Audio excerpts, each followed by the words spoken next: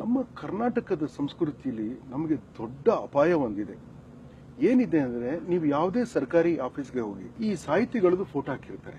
ಇಲ್ಲಿ ಇಂಜಿನಿಯರ್ಗಳದು, ಇಲ್ಲಿ ದೊಡ್ಡ ಡಾಕ್ಟರ್ಗಳದು, ಅಥವಾ ದೊಡ್ಡ ದೊಡ್ಡ ಯೂನಿವರ್ಸಿಟಿಗೆ ಕೆಲಸ ಮಾಡೋದು, ದೊಡ್ಡ ಸಂಗೀತಗಾರರಾಗ್ಲಿ, ಅಥವಾ ದೊಡ್ಡ ರೈತರು ಆಗಲಿ, ನಸೆ ಬಂದಿದೆ ಅಥವಾ ಇನ್ನೇದು ಹಳದಿ ರೋಗ ಬಂದಿದೆ ಅಡಿಕೆಗೆ ಅಂತ ಯಾರು ರಿಸರ್ಚ್ ಮಾಡಿ ಸಾಲ್ವ್ ಮಾಡಿದ್ರೆ ಅವ್ರಿಗೆ ಯಾರಿಗೂ ಗೌರವನೇ ಇಲ್ಲ ಕರ್ನಾಟಕದಲ್ಲಿ. ಈ ದೊಡ್ಡ ಬಾಯಿನ ಸಾಹಿತಿಗಳನ್ನ ಎಲ್ಲದಕ್ಕೂ ಕರ್ಕೊಂಬಂದು ಹೇಳ್ತಾರೆ. ಅವ್ರಿಗೆ ಏನಂದ್ರೆ, ಅವ್ರಿಗೆ ಬದನೆಕಾಯಿ ಬೆಳೆಯಕ್ಕೆ ಬರೋದಿಲ್ಲ. ಅವ್ರಿಗೆ ನಮ್ಮ ಸಾಯಿಲ್ ಏನು ಗೊತ್ತಿಲ್ಲ. ನಮ್ಮ ದೇವೇಗೌಡರಿಗಿರುವ ಕರ್ನಾಟಕದ ಬಗ್ಗೆ ಇರುವ ಅರಿವು ಯಾವ ಸಾಹಿತಿಗೂ ಇರೋದಿಲ್ಲ. ಆಯ್ತಾ? ಅವ್ರಿಗೆ ನೀರಿನ ಸಮಸ್ಯೆಗಳು ಗೊತ್ತಿರಲ್ಲ, ಎಲ್ಲಿ ಏನ್ ಬೆಳಿಬೇಕು ಅಂತ ಗೊತ್ತಿರಲ್ಲ, ಮತ್ತೆ ನ್ಯಾಯವಾದ ಬೆಲೆ ರೈತರಿಗೆ ಹೆಂಗ್ ಓದಿಸ್ತಾರೆ, ನಮ್ಮ ನ್ಯೂಟ್ರಿಷನ್ ಹೆಂಗಿರ್ಬೇಕು ಅವ್ರಿಗೆ ಗೊತ್ತಿರಲ್ಲ, ಟೆಕ್ನಾಲಜಿ ಏನು ಅಂತ ಗೊತ್ತಿರಲ್ಲ. ಆಯ್ತಾ? ನಮ್ಮ ಬೆಂಗಳೂರಿನಲ್ಲಿ ರಾಕೆಟ್ ಸೈನ್ಸ್ ಇದೆ, ರಾಕೆಟ್ ಸೈಂಟಿಸ್ಟ್ ಫೋಟೋ ಇರಲ್ಲ ರೀ. ಇವ್ರು ಏನಂದ್ರೆ, ಈ ಸಾಹಿತಿಗಳು ಅವ್ರಿಗೆ ಓದಕ್ಕೆ ಬರೆಯಕ್ಕೆ ಬರುತ್ತೆ, ಮತ್ತೇನು ಬರೋದಿಲ್ಲ ಅವ್ರಿಗೆ. ಆಯ್ತಾ? ನೀವೇನಾದ್ರು ನಿಮ್ಮ ಮಕ್ಕಳನ್ನ ಅವ್ರ ಹತ್ರ ಟ್ಯೂಷನ್ಗೆ ಕಳಿಸಿದ್ರೆ ನೀವು ನಿಮ್ಮ ಮಕ್ಕಳನ್ನ ನಾಶ ಮಾಡ್ತಾರೆ. ಅವ್ರಿಗೆ ಎಂಥದ್ದು ಬರೋದಿಲ್ಲ. ಅವ್ರ ಕಾರ್ ಟೈರ್ ಪಂಕ್ಚರ್ ಆಗ್ಬಿಟ್ರೆ, ಆಯ್ತಾ, ಅವ್ರಿಗೆ ನರ್ವಸ್ ಬ್ರೇಕ್ ಡೌನ್ ಆಗ್ಬಿಡುತ್ತೆ.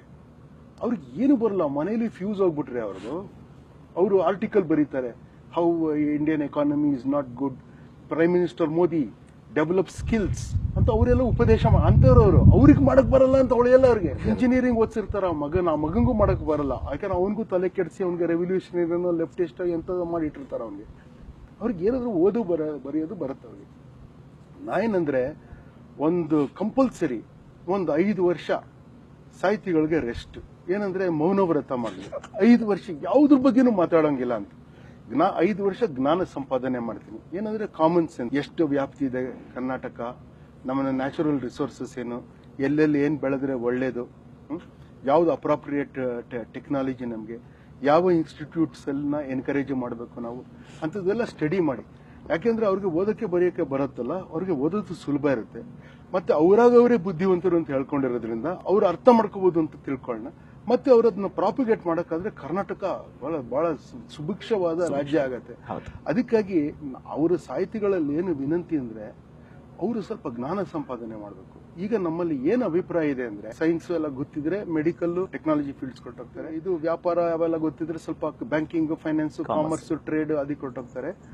ಮತ್ತೆ ಈ ಎರಡರಲ್ಲೂ ಫೇಲ್ ಆಗಿರೋರು, ಏನು ಮಾಡಕ್ ಗೊತ್ತಿಲ್ಲದೆ ಇರೋರು ಸಾಹಿತಿಗಳಾಗ್ತಾರೆ ಅನ್ನೋ ತರದ ಇಂಪ್ರೆಷನ್ ಬರೋದು ಬೇಡ. ನಿಮ್ಗೆ ಅದು ಗೊತ್ತು ಅನ್ನೋ ತರದ್ ಆಗ್ಲಿ. ಯಾಕಂದ್ರೆ ತುಂಬಾ ಒಳ್ಳೆ ಸಾಹಿತ್ಯವನ್ನ scientist, technologist, great best sellers, path breaking books ನ ಬರೆಯೋದಕ್ಕಾಗಿದೆ. ನಿಮ್ಗೆ ಎಂಥದ್ದು ಬರೆಯೋದಕ್ಕೆ ಬರೋದಿಲ್ಲ, ಬೇರೆ ವಿಷಯ ಅಂತ ನಮ್ಗೆ ಅನ್ಸತ್ತೆ. ಈಗಲೂ ಅದೇ ಮಾತಾಡ್ತಾ ಇರ್ತೀರಾ. ಹೊಸದೇನಾದ್ರು ತೋರಿಸಿದ್ರೆ ಒಪಿನಿಯನ್ ಕೊಡಕ್ ಬರಲ್ಲ ಅವ್ರಿಗೆ. ನಾನೊಂದ್ಸತಿ ಹೇಳ್ದಲ್ಲ ಅದು ಸೆಮಿನಾರ್ ಅಲ್ಲಿ. ನೋಡ್ರಿ, ಆಪ್ಟಿಕ್ ಫೈಬರ್ ಕೇಬಲ್ಸ್ ನ ಚರಂಡಿಯಲ್ಲಿ ಹಾಕ್ತಾ ಇದಾರೆ. BBMPಗೆ ಅದರಿಂದ ರೆವಿನ್ಯೂ ಬರಬೇಕಾ ಬೇಡವಾ ಏನಂತೀರಾ ಅಂದ್ರೆ ಎಲ್ಲ ಸುಮ್ಮನೆ ಕೂತಿದ್ದಾರೆ. ಯಾಕಂದ್ರೆ ಅವ್ರಿಗೆ ಅದೆಲ್ಲ ಗೊತ್ತಿಲ್ಲ. ಅವ್ರು ಅದ್ರ ಬಗ್ಗೆ ಯೋಚನೆ ಮಾಡಕ್ ಹೋಗಲ್ಲ ರೀ. ಅವ್ರಿಗೇನು ಐಡಿಯಾನೇ ಇಲ್ಲ. ನೀವು ಕೇಳಿ, ಅವ್ರಿಗೆ ಏನಾದ್ರು ಸಬ್ಜೆಕ್ಟ್ ಕೇಳಿ, ಏನು ಗೊತ್ತಿರಲ್ಲ. ಅಪಾಯ ಏನು ಗೊತ್ತಾ ಅವ್ರದ್ದು? ಸುಮ್ಮನಿರಲ್ಲ ಅವರು. ನೀವು ಅವ್ರ ಮುಂದೆ ಮೈಕ್ ಹೋಗಿ ಇಟ್ಕೊಂಡು ಕೊಟ್ರೆ, ನೀವು ಎಂಥದ್ದಾಗ್ಲಿ, ಅಣುಸ್ಥಾವರ ಏನಾರ ಆಗ್ಲಿ ಮಾತಾಡ್ತಾರ ಅವ್ರು.